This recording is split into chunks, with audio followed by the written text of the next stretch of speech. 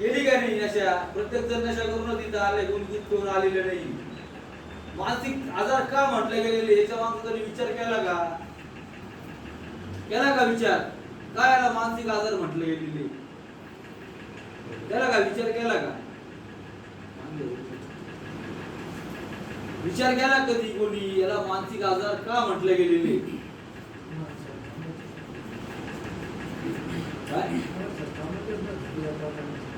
मानसिकता खराब करते, संतुलन बिघडून जातं माझं.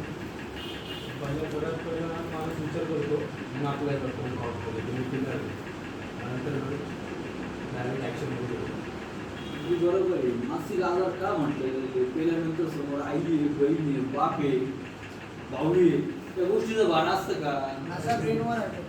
असतं का भान? समजा समोरची अर्धांगिनी जी आयुष्यभर साथ देते आपल्याला, आपल्यासाठी घरदार सोडून आलेली, तरी तिने घरची चिंता न करते चिंता आपली केलेली. ज्यावेळेस मद्य सेवन केल्यानंतर नशा होती, विचार करतो का बायकोचा?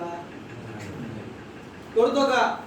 ज्या आई वडिलांनी आपल्याला जन्म दिलाय, ज्या आई 9 महिने 9 दिवस पोटात वावरलेले, आपल्यासाठी अपार कष्ट घेतलेले, नशा केल्यानंतर आईचं मोठं समजतं का?